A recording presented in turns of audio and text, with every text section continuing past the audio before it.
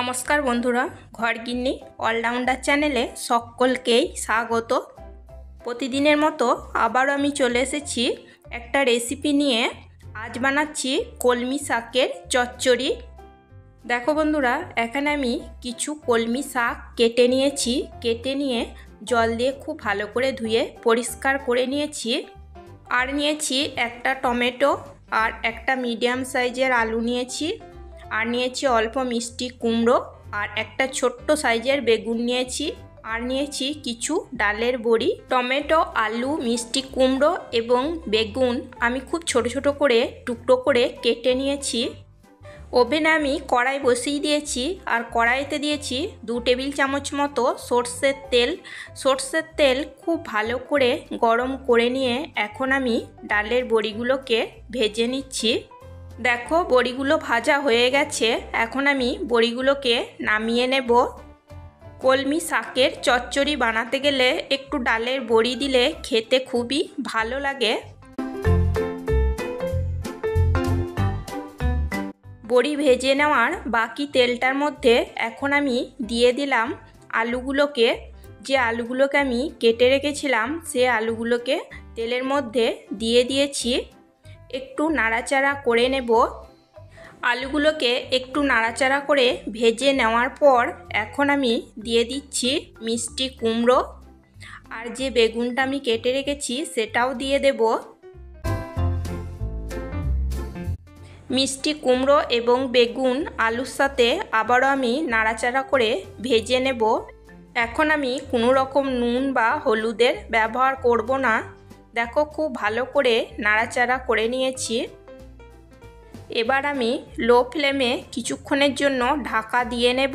তাতে করে সবজিগুলো খুব ভালো মতো কষিয়ে নেওয়া যাবে বা ভেজে নেওয়া যাবে। লো ফ্লেমে আমি ঢাকা দিয়ে 3-4 মিনিট মতো খুব ভালো করে কষিয়ে নিয়েছি। এখন আমি ঢাকা সরিয়ে নিয়ে একটু নাড়াচাড়া করে নেব। দিয়ে দেব টমেটো। যে টমেটোটা আমি আগে থেকে কেটে রেখেছিলাম সেই টমেটো দিয়ে দিলাম। আর দিয়ে দিচ্ছি অল্প একটু নুন দিয়ে আবারও আমি নাড়াচাড়া করে নেব। নুনটা দিলাম কারণ টমেটো খুব তাড়াতাড়ি নরম হয়ে যাবে। একটু নাড়াচাড়া করে নিয়ে আমি আবারও অল্প কিছুক্ষণ ঢাকা দিয়ে নেব। দেখো বন্ধুরা, টমেটো দেওয়ার পর অল্প কিছুক্ষণ ঢাকা দিয়ে নেওয়ার ফলে টমেটো কিন্তু অনেকটাই নরম হয়ে গেছে। এখন আমি একটু নাড়াচাড়া করে নিলাম। এবার আমি দিয়ে দিচ্ছি 1 চামচ ধনে জিরের গুঁড়ো। আর দিয়ে দেব 1 চামচ হলুদের গুঁড়ো।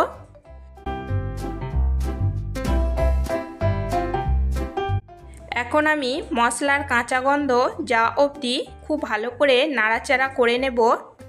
আর দিচ্ছি একটা কাঁচা লঙ্কা। ঝালটা তোমরা তোমাদের পছন্দ মতো দিয়ে নেবে। তবে এই রান্নাটায় খুব একটা বেশি ঝাল ভালো লাগে না।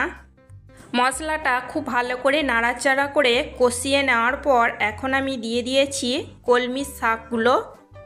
কলমি শাকগুলোকে দিয়ে এখন আমি হাই ফ্লেমে নাড়াচাড়া করে নেব।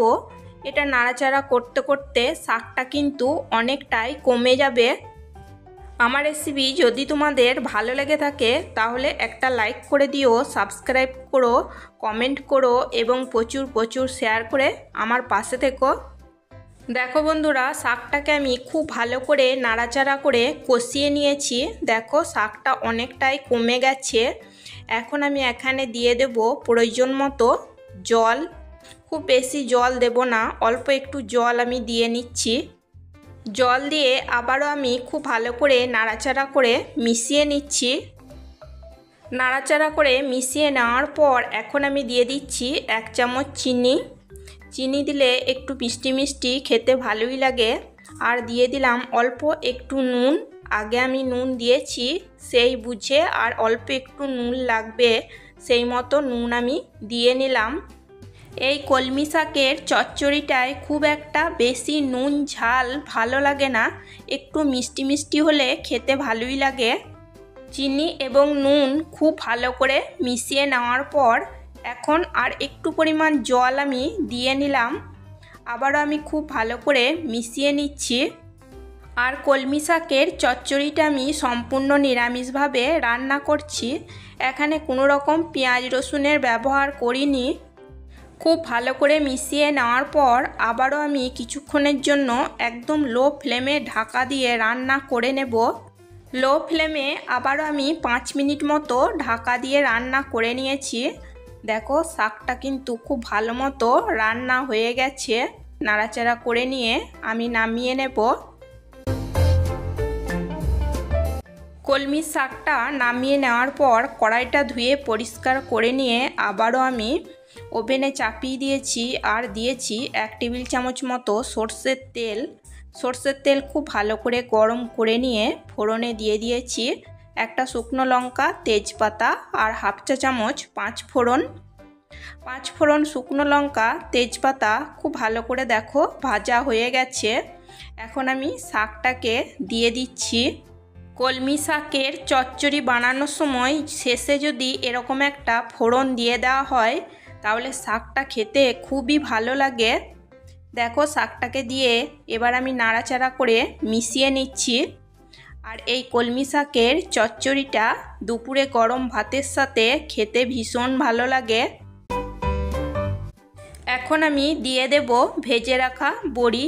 কিছু বড়ি আমি হাতে করে ভেঙে নিয়ে দিয়ে দিচ্ছি আর কিছু বড়ি গোটা দিয়ে দেব। বড়িগুলো দিয়েও আমি খুব ভালো করে মিশিয়ে নেব। তোমরা তো অনেকেই অনেকভাবে কলমি শাক রান্না করে খেয়েছো। এরকমভাবে যদি না বানিয়ে খেয়ে থাকো তাহলে অবশ্যই একবার দুপুরে গরম ভাতের সাথে বানিয়ে নিতে পারো। দেখবে খেতে ভীষণই ভালো লাগবে। আর এই কলমি শাকের চচ্চড়িটা আমরা গরম ভাতে প্রথম পাতেই খেয়ে থাকি। ভেজে রাখা বড়ি দিয়ে আমি খুব ভালো করে মিশিয়ে নিলাম। ব্যাস তৈরি হয়ে গেছে কলমি শাকের চচ্চড়ি এবং সম্পূর্ণ নিরামিষভাবেই আমি বানিয়েছি। তোমরা নিরামিষ দিনেও কিন্তু এরকমভাবে বানিয়ে নিতে পারো। আজকের মতো এই পর্যন্তই। আবার আসবো অন্য কোনো নতুন রেসিপি নিয়ে। সবাই সুস্থ থাকবে, ভালো থাকবে। চলো টাটা, বাই।